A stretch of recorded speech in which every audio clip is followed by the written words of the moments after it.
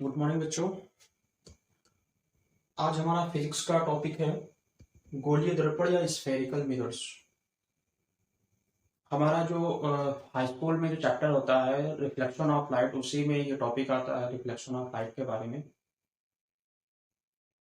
और थोड़ा high school में भी इसका पार्ट है क्योंकि वहाँ पर रिफ्लेक्शन का यूज करके बहुत सारी चीज़ों को हमें समझना होता है, इसलिए वहाँ पर थोड़ा सा पार्ट डाला हुआ गया है। लेकिन उसे हमें इतना ज़्यादा इंपॉर्टेंस वहाँ नहीं देनी होती क्योंकि हम स्कूल में पढ़े हुए थे और इसलिए बोर्ड के एग्जाम के आधार पर इतना ज़्यादा इंपॉर्टेंट नहीं होता, लेकिन हमें नॉलेज होनी चाहिए इसके बारे में। यहाँ पर इसका क्या यूज है, यहाँ पर इसके बारे में भी जानेंगे, और साथ ही साथ जो है हमें इसके जरिए से बनने वाले इमेज कैसे होंगे वो भी हमें पढ़ना है यहाँ पर। तो सबसे पहले हम लोग जानते हैं गोलीय दर्पण या स्फेरिकल मिरर क्या होते हैं। तो मैंने यहाँ पर एक स्फेयर बना रखा है जो कि एक तरह से हॉलो है, खोखला है ना। हम ये कह देते हैं ये खोखला गोला है, खोखला कांच का गोला है, ऐसा कह सकते हैं। ये खोखला कांच का गोला है जो ग्लास का बना हुआ है। अगर इसको लेटरली अगर इसको हम यहाँ से कट कर दें, इस तरह से अगर हम कट कर दें, किधर से भी आप कट कर सकते हैं, तो यहाँ पर हमें कुछ इस आकार का एक मिरर देखने को मिलेगा, ग्लास मिरर देखने को मिलता है जो कि ट्रांसपेरेंट होगा। इसी तरह से आप इधर से कट कर ले, इधर से भी कट कर ले, तो देखेंगे कुछ इस आकार का दूसरा पार्ट देखने को मिलता है। अगर इन पार्ट्स पर मतलब ये जो जो पार्ट है इनके को कट करने के बाद इनके अलग अलग हिस्सों पर पॉलिश कर दिया जाए, अगर इन हिस्सों पर इनके पॉलिश कर दिया जाए तो तो आपको इस तरह से एक मिरर देखने को मिलेगा। आपके घरों में मिरर होगा, कभी आपने टूटा हुआ मिरर अगर देखा होगा तो आप लोग देखते होंगे कि मिरर के पिछले हिस्से पर एक पॉलिश होती है। रेड कलर की भी हो सकती है, ब्लैक भी हो सकती है ना। तो वो डिपेंड नहीं करता कि किस कलर की है, लेकिन पीछे पॉलिश कर दी जाती है और सामने वाले हिस्से में का यूज करते हैं हम अपने आप को देखने के लिए। ठीक है, तो यही होते हैं हमारे मिरर्स। और ये हमारे होते हैं, चूंकि इनका आकार स्फेरिकल होता है ना, क्योंकि ये किसी स्फेयर का ही पार्ट होते हैं, है ना। तो इन्हीं को हम कहते हैं स्फेरिकल मिरर या गोलीय दर्पण। अब इनको डिफाइन कैसे करता है, सबसे पहले हम हिंदी में इसको डिफाइन करना चाहें तो हम ये कहते हैं कि प्रत्येक दर्पण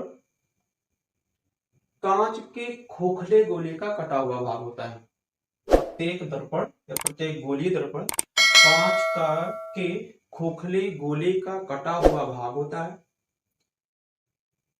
इस गोलीय दर्पण के एक तल पर पॉलिश की जाती है, जबकि दूसरा तल परावर्तक तल होता है। कौन सा तल होगा? परावर्तक तल होता है। इसको हम रिफ्लेक्टिव सरफेस बोलते हैं, रिफ्लेक्टिव सरफेस बोलते हैं। ठीक है, और अगर इसको इंग्लिश में डिफाइन किया जाए, कहते हैं every spherical mirror is a part of a hollow glass sphere and the one surface of the spherical mirror is polished and second surface is called the reflective surface। ठीक है, ये इसकी definition होती है स्फेरिकल मिरर की, आप इसको note कर लेंगे क्योंकि स्फेरिकल मिरर की डेफिनेशन हर बार पूछी जाती है।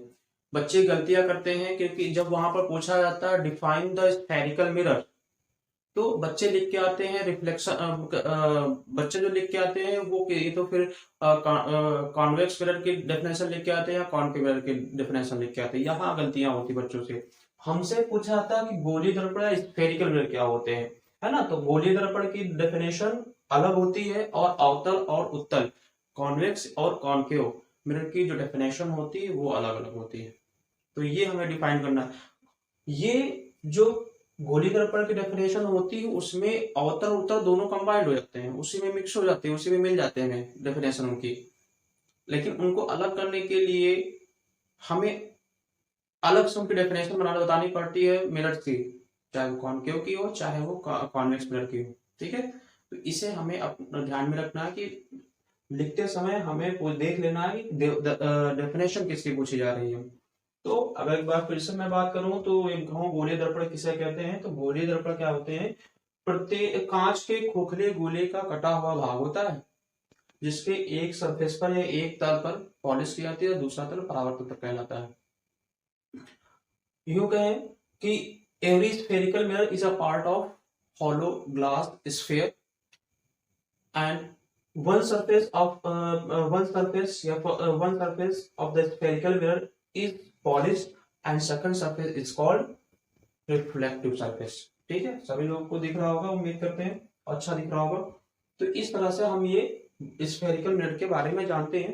अब स्फेरिकल मिरर में दो तरह से पॉलिश की गई है, एक होते हैं बाहर के उभरे हुए पार्ट पर की गई है और एक पार्ट है जिसका दूसरा जो टाइप है वो दूसरे दबे हुए अंदर की ओर दबे हुए पार्ट पर, है ना, दबे हुए पार्ट पर पॉलिश की गई। मतलब दो तरह से इस पर पॉलिश की जा सकती है। तो इस तरह से जो हमारे मेनली जो होते हैं, एक और वो मिरर होता है जो हम अपने घरों में यूज करते हैं, और ये जो मिरर होता है इसका जो तल होता है वो पूरी तरह से प्लेन होता है, ये प्लेन सरफेस होता है। तो इस तरह से हम समझ लेते हैं, हम ये कहते हैं कि जो स्फेरिकल मिरर होते हैं वो तीन प्रकार के होते हैं। कौन कौन सा होता है, तो पहला जो टाइप होता है वो होता है समतल दर्पण या प्लेन मिरर, ये होता है प्लेन मिरर। जो सेकंड टाइप होता है वो होता है उत्तल दर्पण,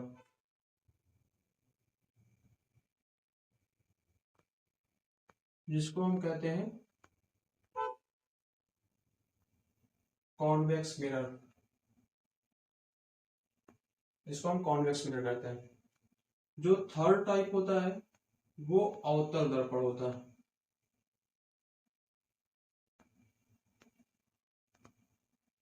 इसे हम कॉनकेव कहते हैं। ठीक है, ये कॉनकेव मिरर होता है।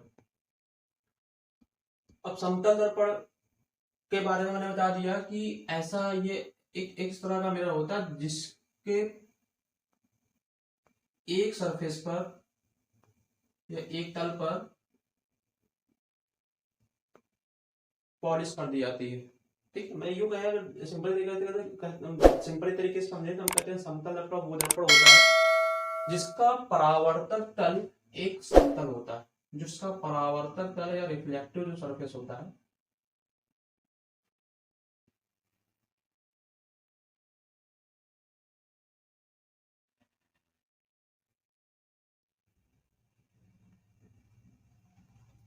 जिसका रिफ्लेक्टिव जो सरफेस होता है वो प्लेन सरफेस होता है। ठीक है, हम ये कहते हैं समतल दर्पण वो दर्पण होते हैं जिनका रिफ्लेक्टिव सरफेस कैसा होता है, समतल होता है या प्लेन होता है ना। या यूं कहे plane mirror, plane mirror are the mirrors which have the reflective surface is plane, है ना, इन प्लेन फॉर्म।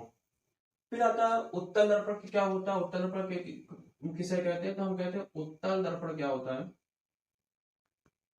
ये हमारा उत्तल दर्पण होता है और इसके अंदर दबे हुए पार्ट पर पॉलिश होती है।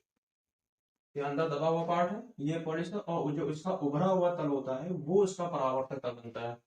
ठीक है, ये इसका रिफ्लेक्टिव सरफेस होता है।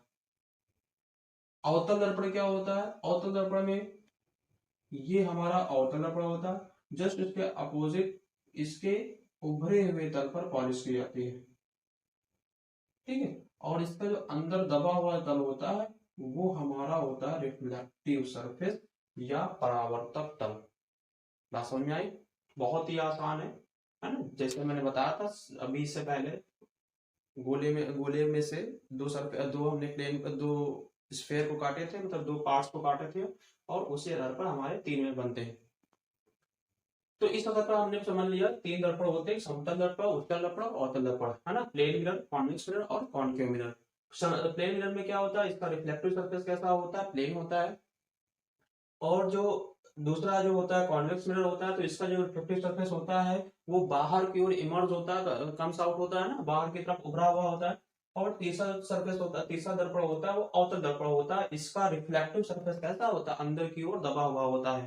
ठीक है, ये हमें समझ लेना होता है। ये सारे के सारे रिफ्लेक्ट स्फेरिकल मिरर होते हैं।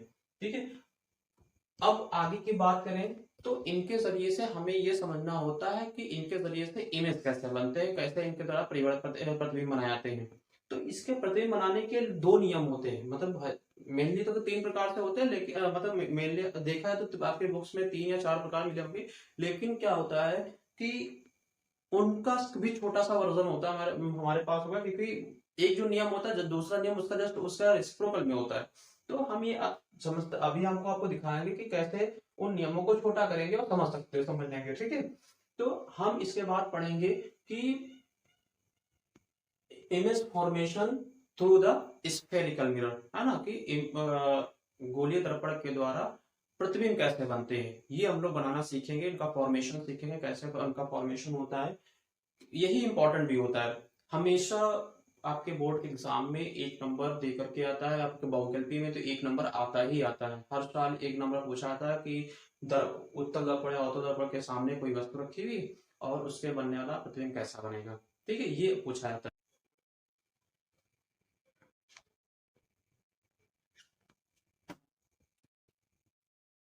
चलिए दोस्तों, अब थोड़ा गोलीय दर्पण के बारे में थोड़ा और कुछ जानते हैं, जो इससे संबंधित कुछ छोटे डेफिनेशंस होती हैं उनके बारे में जानेंगे। क्या क्या डेफिनेशंस होती हैं वो जान लेते हैं।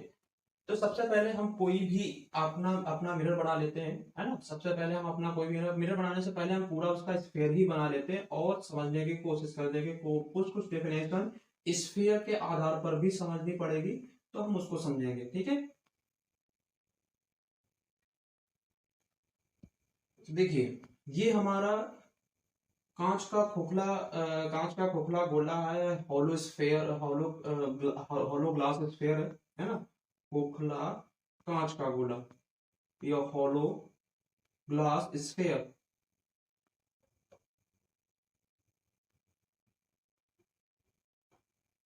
ग्लास का बना हुआ है, कांच का बना हुआ है। ठीक है, सबसे पहले हम समझते हैं इसका, चूंकि हर एक गोले का या हर एक सर्किल का यूज करें, कोई भी गोला हो या कोई भी स्फीयर, उसका अपना सेंटर होता है। होता नहीं होता है, सभी लोग जानते हैं कि कोई भी स्फीयर बनाया था, कोई भी सर्किल बनाया था, बिना इस सेंटर के नहीं हो सकता, वही उसका सेंटर होता है।